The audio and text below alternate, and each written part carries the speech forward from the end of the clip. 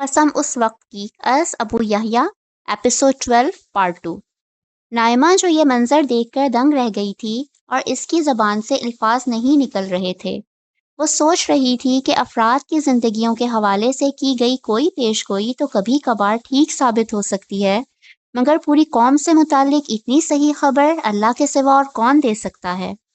اثر نے اس کا ذہن پڑھتے ہوئے کہا، یہ پیش گوئی صرف ایک قوم کے حوالے سے ہی نہیں ہے، بلکہ اللہ تعالیٰ نے اپنی کتاب میں مزید یہ اہتمام کیا کہ اس کو ایک بین الاقوامی واقعے سے متعلق کر کے یہ بتا دیا کہ یہ واقعہ کب پیش آئے گا۔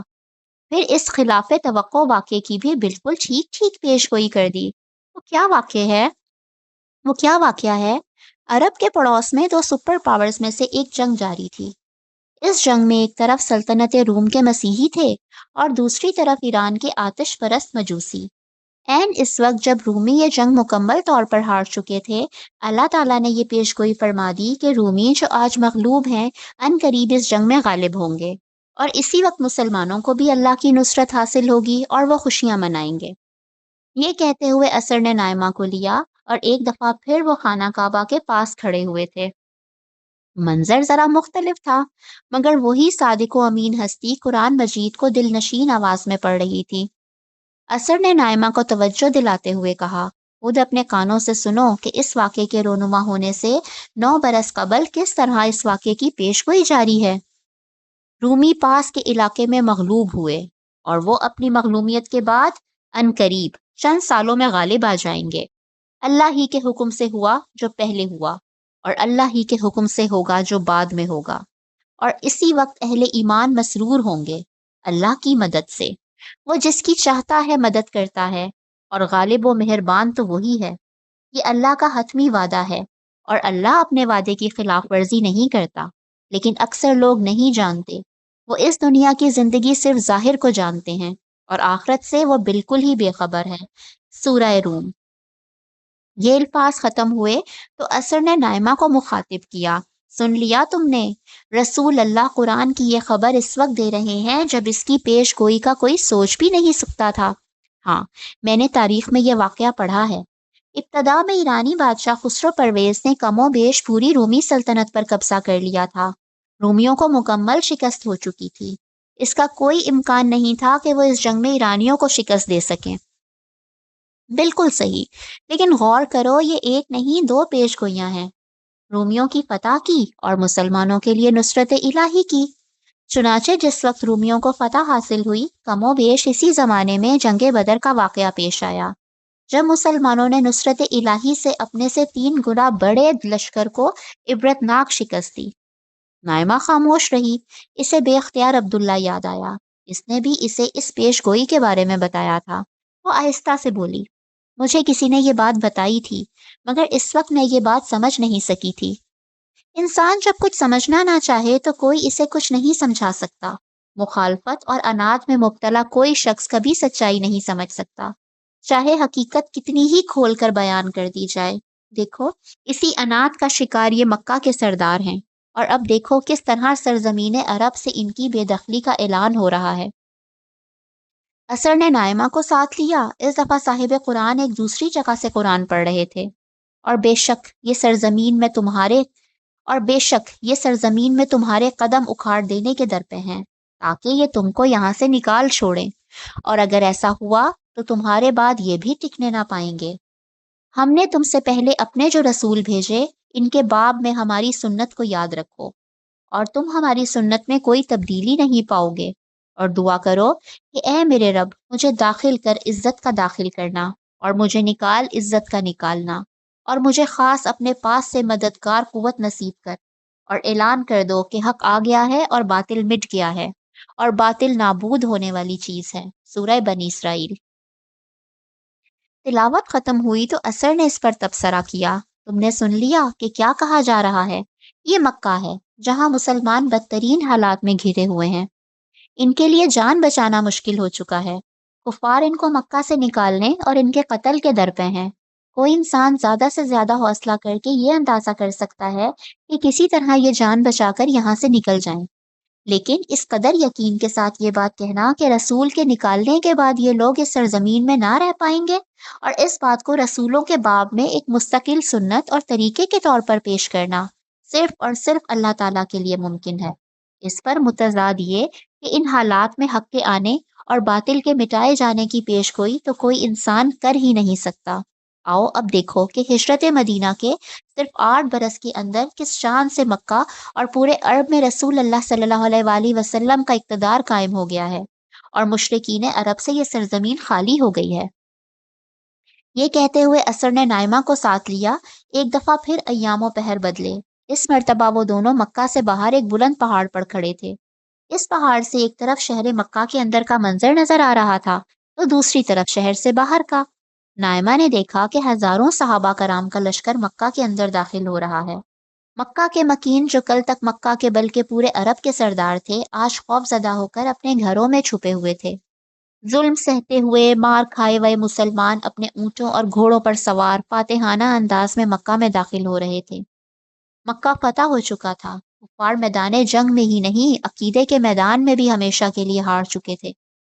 اصر نے ایک طرف اشارہ کرتے ہوئے کہا، دیکھو دنیا کا سردار آ رہا ہے، مگر ان کی شان تو دیکھو، سر بلند ہونے کی بجائے جھکا ہوا ہے۔ نائمہ نے اس سمت دیکھا، ایک اونٹنی پر عرب و عجم کے سردار آ رہے ہیں۔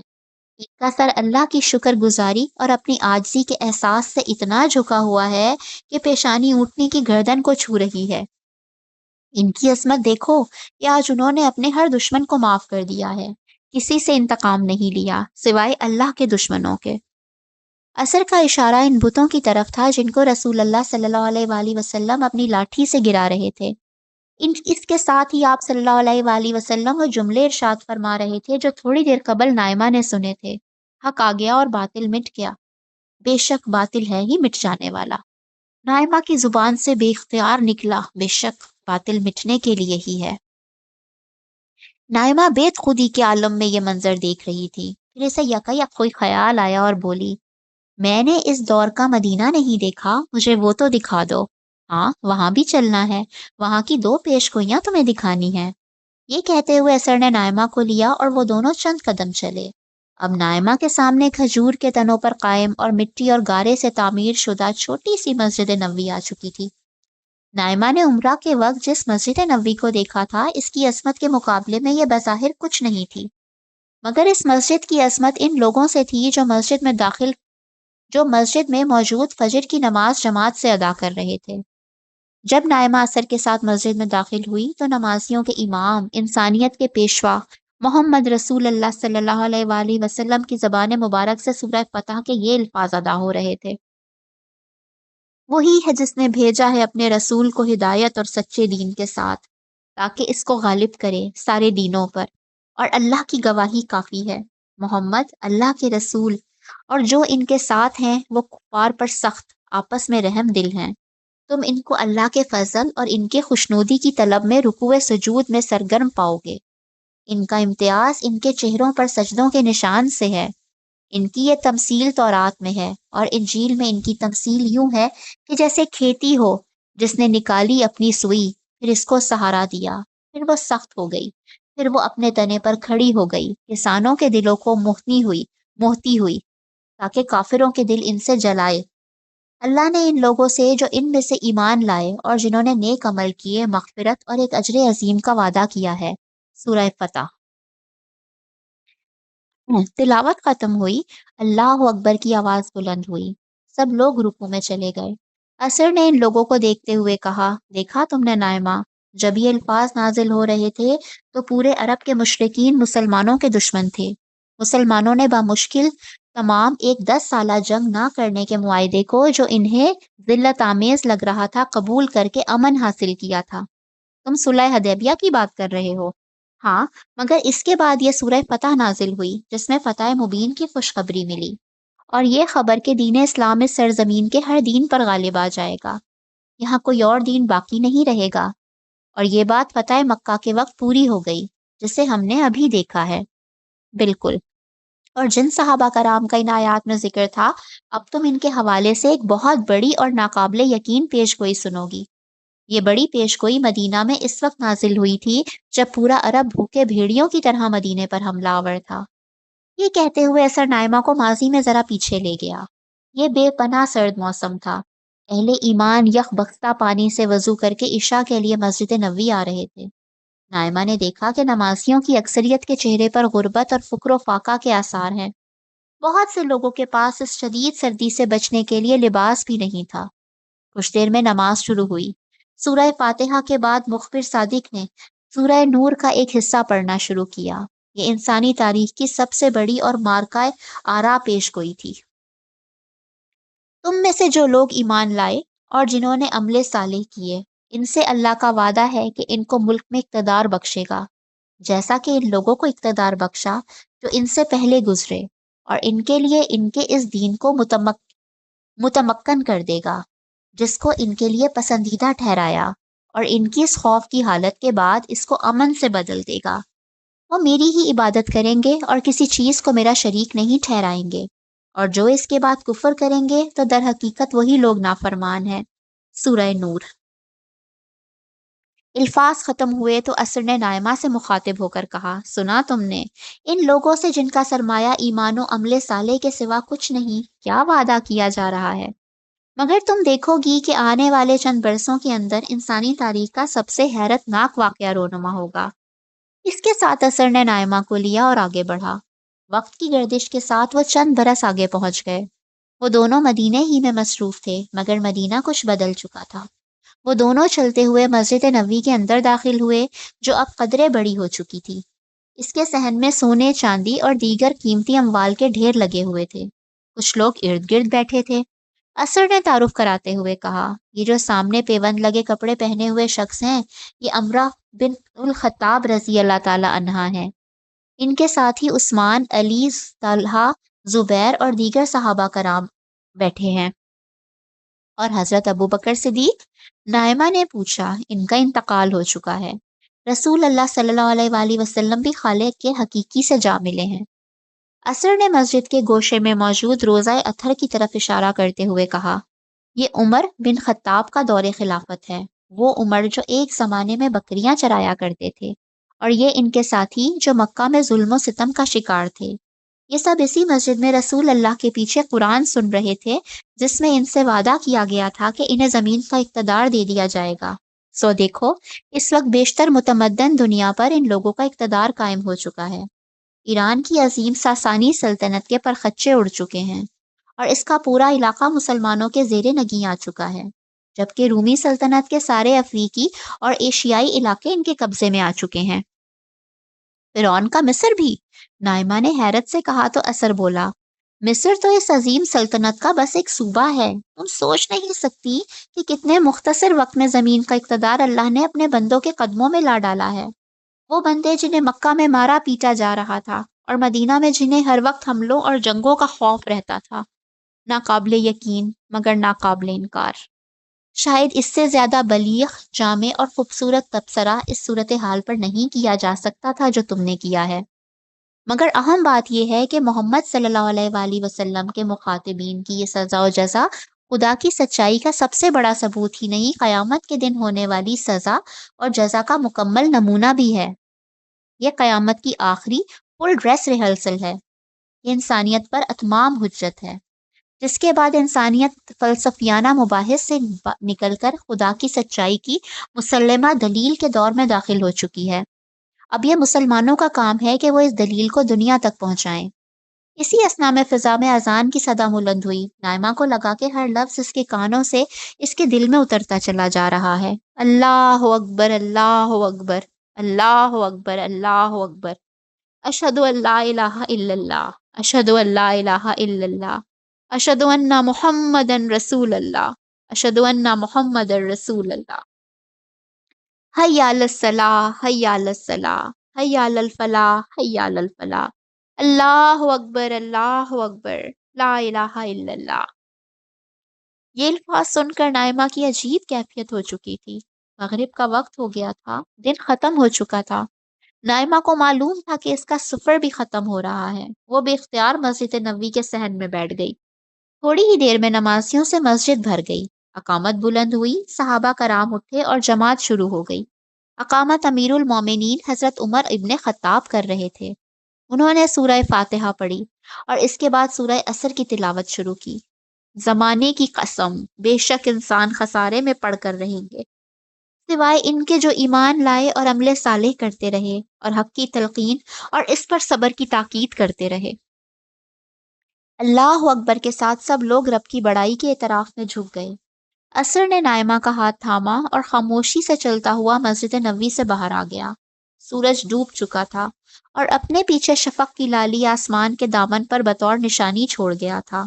ہوا میں خنکی تھی، شاید سردیوں کی آمد تھی۔ نائمہ کی کیفیت بہت عجیب تھی۔ اس نے سچائی جاننا چاہی تھی، سچائی آج اس پر مکمل طور پر کھول دی گئی تھی، اتنے واضح ثبوتوں کے ساتھ کہ اس کا انکار ممکن ہی نہ رہا تھا۔ اسے ایک طرف سچائی تک پہنچنے کی خوشی تھی تو دوسری طرف احساس ذمہ داری سے اس کا وجود لرز رہا تھا۔ وہ بھاری قدموں کے ساتھ عصر کے ساتھ آگے بڑھتی رہی۔ وہ دونوں خاموش تھے۔ عصر اسے مسجد کے قریب موجود بقی کے قبرستان کی طرف لے آیا۔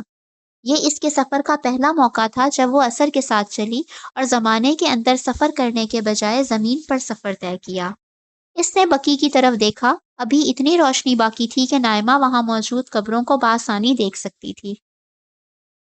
ہم جنت البقیع کے قبرستان میں آ چکے ہیں، نائمہ نے کہا، جو اپنے عمرے کے سفر کی بنا پر جانتی تھی کہ یہ بقیع کا قبرستان ہے۔ عصر نے اس بات میں سر ہلایا اور بولا، تم سچائی جاننا چاہتی تھی؟ تم جاننا چاہتی تھی کہ کیوں خدا سچائی کو آخری صورت میں کھول کر بیان نہیں کرتا؟ تمہارے اس سوال اور ہر سوال کا جواب بالکل کھول کر تمہیں دکھا دیا گیا ہے۔ تم میرے بارے میں جاننا چاہتی تھی، العصر کے بارے میں۔ اب تمہیں میرا مطلب بھی سمجھ میں آ چکا ہوگا۔ میں رسولوں کا زمانہ ہوں جو ہزاروں برس سے تاریخ میں یہ گواہی دیتا رہا ہے کہ انسان خسارے میں پڑ کر ہی رہیں گے۔ استغفر اللہ، اللہ معاف کرنا۔ ابو جہل کی طرح، فرعون کی طرح، عاد و سمود کی طرح۔ نائمہ نے عصر کی بات میں اپنی بات میں لائی، ہاں سوائے ان کے۔ یہ کہتے ہوئے عصر نے دونوں ہاتھ دائیں اور بائیں پھیلا دیے۔ اس کے ایک ہاتھ کا اشارہ مسجد نبوی کی طرف تھا اور دوسرے کا اشارہ اصحاب البقیع کی طرف تھا، جو ایمان لائے، عمل صالح کرتے رہے اور حق کی تلقین اور اس پر صبر کی تاکید کرتے رہے۔ بے شک، نائمہ نے پورے وثوق کے ساتھ کہا۔ عصر بغیر رکے بولتا رہا، میری گواہی قوم نوح علیہ السلام اور قوم عاد کی داستان میں ہے، قوم سمود اور قوم لوط علیہ السلام کے آثار میں ہے، آل فرعون اور بنی اسرائیل کے واقعات میں ہے۔ سب سے بڑھ کر یہ رسول عربی صلی اللہ علیہ وآلہ وسلم اور ان کے ساتھیوں کی جزا اور ان کے دشمنوں کی سزا میں ہے، جس کے آثار اور جس کی داستان تمہارے زمانے تک موجود ہے، جس کے واقعات قرآن کے صفحات ہی میں نہیں، تاریخ کے واقعات میں بھی ثبت ہیں۔ عصر کی آواز نائمہ کی روح کے اندر تک اترتی چلی جا رہی تھی۔ یہ سزا و جزا بتا رہی ہے کہ اس دنیا کا ایک زندہ خدا ہے جو غیب میں ضرور ہے مگر بے خبر نہیں، جو اس دنیا میں سزا و جزا کر سکتا ہے، جس نے یہ سزا و جزا رسولوں کے زمانے میں بار بار برپا کی ہے۔ وہ نگہبان اور عادل رب آنے والی دنیا میں یقیناً مجرموں کو پکڑ کرے گا اور صالحین کو بہترین بدلہ دے گا، کیونکہ دنیا امتحان ہے، اصل زندگی آخرت کی زندگی ہے۔ یہ کہتے ہوئے عصر نے اپنے بازو گرا دیے اور ساکنان بقی کو غور سے دیکھنے لگا۔ پھر وہ نائمہ کو مخاطب کر کے بولا، نائمہ، اب کیا تم دنیا کے سامنے خدا اور آخرت کی یہ گواہی دو گی؟ کیا تم رسولوں کے مشن کو جاری رکھو گی؟ میں ضرور یہ شہادت دوں گی، نائمہ نے پورے عزم سے جواب دیا۔ پھر ایک خاموشی چھا گئی، ایک گہرا سناٹا فضا میں ہر طرف طاری تھا۔ دھیمی دھیمی ہلکورے لیتی ہوا نائمہ کے کانوں میں رس گھول رہی تھی۔ وہ اپنے ماحول سے مکمل بے خبر ہو چکی تھی۔ نہ جانے کتنی دیر وہ اسی حال میں رہی۔ پھر اچانک اس کے کانوں میں عصر کی آواز آئی، نائمہ، اب میں تم سے رخصت چاہوں گا۔ عصر کی بات سن کر نائمہ چونکی۔ اس کی بات کا مطلب سمجھ کر اس کی کیفیت عجیب سی ہو گئی۔ اس نے دوسری دفعہ اس دیو مالائی شخصیت کو غور سے دیکھا۔ پہلی دفعہ اس نے عصر کو اس وقت غور سے دیکھا تھا جب وہ ہیولے سے انسان بن کر سامنے آیا تھا۔ عصر کی شخصیت، اس کا وجود اس قدر غیر معمولی تھا کہ نائمہ کو دوبارہ اسے نظر بھر کے دیکھنے کی ہمت ہی نہیں ہوئی تھی، مگر اس کی روانگی کا سن کر اس سے رہا نہ گیا۔ اس نے اسے نگاہ بھر کے دیکھا۔ اسی لمحے سے احساس ہوا کہ وہ اس قالب کی اسیر ہو چکی ہے۔ کیا ہم کبھی دوبارہ ملیں گے؟ نائمہ نے اٹکتے ہوئے سوال کیا۔ اس کا دل بری طرح دھڑک رہا تھا۔ تم نے اگر جنت کی کامیابی حاصل کر لی تو مجھ سے مل سکو گی، اس لیے کہ اہل جنت کی ہر خواہش اللہ پوری کریں گے، مگر کیا؟ مگر یہ کہ میں اس قالب میں دوبارہ نہیں آؤں گا۔ کیوں؟ یہ کیسے ہو سکتا ہے؟ اللہ تعالیٰ اتنا حسین قالب ختم کرنے کے لیے نہیں بنا سکتے۔ یہ تم سے کس نے کہا کہ یہ قالب فنا کرنے کے لیے بنایا گیا ہے؟ لیکن یہ میرا قالب نہیں ہے، میرا کوئی قالب نہیں، میرا کوئی بھی جسم وجود نہیں۔ مجسم وجود تو صرف تم انسانوں کا ہوتا ہے۔ تو پھر یہ قالب کس کا ہے؟ کون خوش نصیب ہے جسے اللہ تعالیٰ نے اتنا حسین اور بے مثال بنایا ہے؟ نائمہ کا پورا وجود سراپا سوال تھا۔ اثر ایک لمحے کے لیے ٹھہرا اور بولا، مجھے نہیں معلوم، مجھے صرف اتنا بتایا گیا تھا یہ قالب خدا کے ایک محبوب بندے کا ہے۔ وہ خدا کا سچا غلام ہے، اسی لیے کہ وہ سردار ہے، وہ اپنے مالک کا ایک حقیر خادم ہے، لیکن اپنے زمانے کا رہنما ہے۔ کیا میں خدا کے اس محبوب بندے سے مل سکتی ہوں؟ نائمہ کے لہجے میں فریاد تھی۔ وہ نہ نہیں سننا چاہتی تھی۔ تم اس سے ملو گی، یہی میرے پاس تمہارے لیے آخری پیغام ہے۔ مگر میں اس کو کیسے پہچانوں گی؟ کیا وہ شخص ایسا ہی ہوگا جیسے اس وقت تم مجھے نظر آ رہے ہو؟ نائمہ نے پریشان ذہن کے ساتھ سوال کیا۔ نہیں، یہ قالب تو جنت کے لیے بنایا گیا ہے۔ ایسے وجود اگر دنیا میں بنا دیے جائیں تو لوگ ان کی پرستش شروع کر دیں گے۔ یہ کہتے ہوئے اثر نے اپنا ہاتھ آگے بڑھایا اور نائمہ کے ہاتھوں میں اس کا اپنا لاکٹ رکھ دیا۔ یہ وہی لاکٹ تھا جسے بیچ کر نائمہ نے اس غریب عورت اور بیمار بچے کی مدد کی تھی۔ اسے دیکھ کر نائمہ حیران رہ گئی۔ وہ سوالیہ نظروں سے اثر کو دیکھنے لگا۔ جس وقت یہ لاکٹ تمہیں ملے گا، اسی وقت تمہاری ملاقات اس شخص سے ہو جائے گی۔ تم بغیر کسی شک کے اسے پہچان لوگی، مگر نائمہ اس وقت ایک دوسری بات کو سمجھنا تمہارے لیے زیادہ اہم ہے۔ وہ یہ کہ جو لوگ حقائق کی سطح پر آ کر دیکھتے ہیں جس پر تم آ چکی ہو، ان کی آزمائش بہت سخت ہو جاتی ہے۔ تم نے سچائی کو آخری سطح پر جا کر دیکھا ہے، اسی لیے تمہارا راستہ اب اتنا ہی مشکل ہو چکا ہے۔ میں بہت کمزور ہوں، نائمہ نے روحان سے انداز میں کہا۔ اس سے قبل کہ اثر کوئی جواب دیتا، مسجد نبوی سے عشاء کی اذان کی صدا بلند ہوئی۔ نائمہ آنکھیں بند کر کے اذان سنتی رہی۔ اذان ختم ہوئی تو یہ دیکھ کر حیران رہ گئی کہ اثر کا وجود تحلیل ہو کر دوبارہ ایک ہیولے میں تبدیل ہو چکا ہے۔ یہ کمزور ہوتی نائمہ کے لیے ایک اور صدمہ تھا۔ وہ اپنی جگہ بیٹھ گئی۔ اب اس کا دل خوف سے دھڑک رہا تھا۔ اسے اندازہ تھا کہ آنے والی زندگی میں اس کے لیے کیا کچھ سخت مراحل آ سکتے ہیں۔ اثر جو اس کی کیفیت سے واقف تھا اسے مخاطب کر کے بولا، میرے ساتھ واپس مسجد نبوی چلو۔ نائمہ ہمت کر کے اٹھی اور کچھ کہے بغیر آہستگی سے واپس مسجد کی سمت بڑھنے لگی۔ تاریکی ماحول پر پوری طرح چھا چکی تھی، البتہ جگمگ جگمگ کرتے تاروں سے پورا آسمان جھلملا رہا تھا۔ وہ دونوں مسجد میں داخل ہوئے تو جماعت کھڑی ہو چکی تھی۔ دوسری رکعت جاری تھی جس میں امیر المومنین حضرت عمر بن خطاب نے سورہ فاتحہ کے بعد سورہ بقرہ کی آخری آیت کی تلاوت شروع کی تھی۔ رسول ایمان لایا اس چیز پر جو اس پر اس کے رب کی جانب سے اتاری گئی، اور مومنین ایمان لائے، یہ سب ایمان لائے اللہ پر، اس کے فرشتوں پر، اس کی کتابوں پر، اس کے رسولوں پر۔ ان کا اقرار ہے کہ ہم خدا کے رسولوں میں سے کسی کے درمیان فرق نہیں کرتے، اور کہتے ہیں ہم نے مانا اور اطاعت کی۔ اے ہمارے پروردگار، ہم تیری مغفرت کے طلبگار ہیں اور تیری ہی طرف لوٹنا ہے۔ اللہ کسی پر اس کی طاقت سے زیادہ بوجھ نہیں ڈالتا۔ ہر ایک پائے گا جو کمائے گا اور بھرے گا جو کرے گا۔ اے پروردگار، اگر ہم بھول جائیں یا غلطی کر بیٹھیں تو ہم سے مواخذہ نہ فرمانا، اور اے ہمارے پروردگار، ہمارے اوپر اس طرح کا کوئی بار نہ ڈال جیسا تو نے ان لوگوں پر ڈالا جو ہم سے پہلے ہو گزرے۔ اے پروردگار، ہم پر کوئی ایسا بوجھ نہ لاد جس کو اٹھانے کی ہم میں طاقت نہ ہو، اور ہمیں معاف کر، ہمیں بخش اور ہم پر رحم فرما۔ تو ہمارا مولا ہے، بس کافروں کے مقابل میں ہماری مدد کر۔ البقرہ۔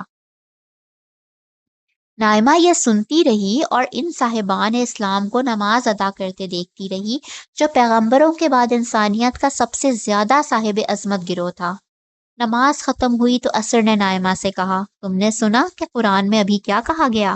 ہاں، ایمان لانے کا ذکر تھا، مگر ایمان کے بعد ایک درخواست بھی کی گئی ہے، وہ یہ کہ اللہ تعالیٰ ہم پر وہ بوجھ نہ ڈالیں جو ہم سے پہلوں پر ڈالا گیا، جو ہماری استعداد سے زیادہ ہو۔ اس کا مطلب یہ ہے کہ جو بوجھ پچھلی امتوں پر ڈالے گئے وہ صحابہ کرام پر نہیں ڈالے گئے، اور جو قربانیاں ان صحابہ نے دیں اگلی نسلوں سے وہ قربانیاں بھی نہیں لی جائیں گی۔ تمہارے لیے خوشخبری ہے کہ تم پر اور تمہارے زمانے میں اللہ کا دین سچا بے آمیز طریقے پر دنیا تک پہنچانے والوں پر اللہ تعالیٰ سخت بوجھ نہیں ڈالیں گے۔ یہ ان کا فیصلہ ہے۔ تمہارا واسطہ کسی فرعون، کسی ابو جہل سے نہیں پڑے گا۔ تمہیں صرف اپنے حالات، اپنے نفس اور شیطانی ترغیبات سے لڑنا ہوگا۔ مگر امتحان تو پھر بھی ہوں گے نا؟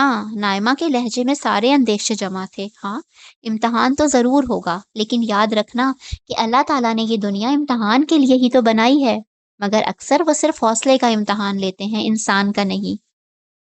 نائمہ کچھ دیر سوچتی رہی۔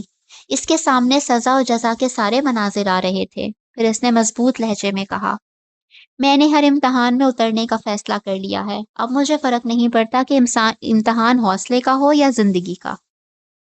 اللہ تمہارا حافظ و ناصر ہو۔ میری دعا تمہارے ساتھ ہے۔ امید ہے کہ تم سے اب جنت الفردوس میں ملاقات ہوگی۔